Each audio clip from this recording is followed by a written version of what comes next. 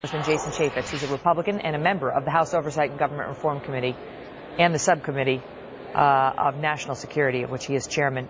Good to see you again, Congressman. I want to start with that because that's a strong term, and yet it is out there about whether Secretary of State Hillary Clinton in particular blatantly lied to the lawmakers looking into what happened in Benghazi. Is that your contention?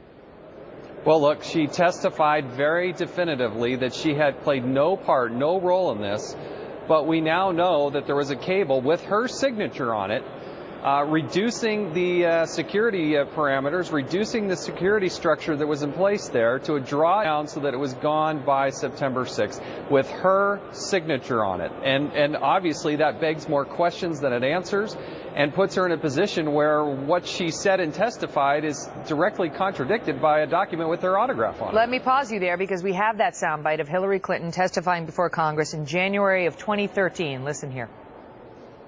The specific security requests pertaining to Benghazi, were handled by the security professionals in the department. I didn't see those requests.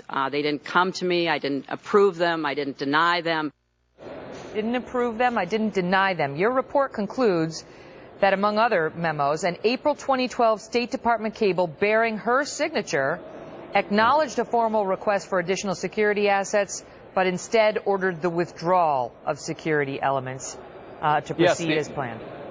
Yeah, the ambassador to Libya in March sent a communique asking for additional resources or at least to hold on to what they had. It was literally 3 weeks later to the day that Secretary Clinton, again with her signature on it, went back and denied that request. That is new information we've been able to uncover. There's some 25,000 documents that we've been able to review. We don't have them, but we've been able to review them. And that's among one of the documents that was buried deep in this 25,000 set of documents. Now the folks at the State Department are trying to explain this by saying, look, she, as a general rule, all of the cables, in fact, the quote was, every single cable sent from Washington to the field is sent over the Secretary of State's name. Is that true? I mean, every single cable sent out was signed by Hillary Clinton? That's different than actually having her signature on something. And it also begs another set of questions. Here we are, Libya, after the revolution. We've got a direct request for more assets. And she says her claim is ignorance. She was never involved and engaged in this. She had no idea what was going on. That's hardly a defense. And then when you have a document with her signature on it, it really, come on, Secretary Clinton, it's better than that. And they've had months to review this and months to go through this. To claim that she had no involvement is just absolutely wrong. Why haven't we seen that April 2011 memo? Is that, I can't remember. Anyway, that memo where it's 2012. Yeah, where she specifically signed it. Why haven't we seen that memo where she denied the security?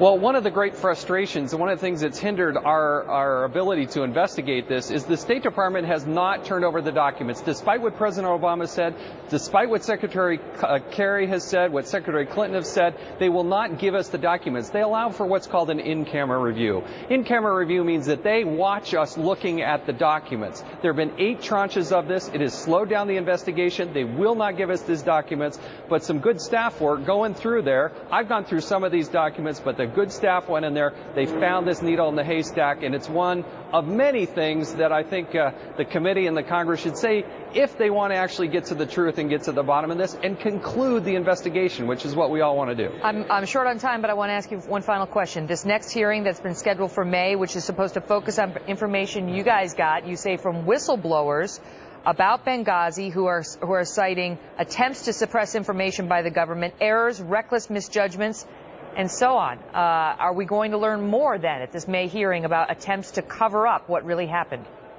We're trying to get at the truth, Megan, and the best way to do that is to get some people to come forward who actually have firsthand knowledge of this. We've been pouring through documents. We believe the State Department owes us more, but we're going to get to the truth, and that's one of the ways that we're going to get there. This is the first. It may not be the last, the first of a series of hearings moving forward. Congressman Jason Chaffetz, thank you for being here. I want to tell our viewers that the Democrats in the House have come out and called that a partisan Republican staff report without vetting for accuracy or consideration. Coming up,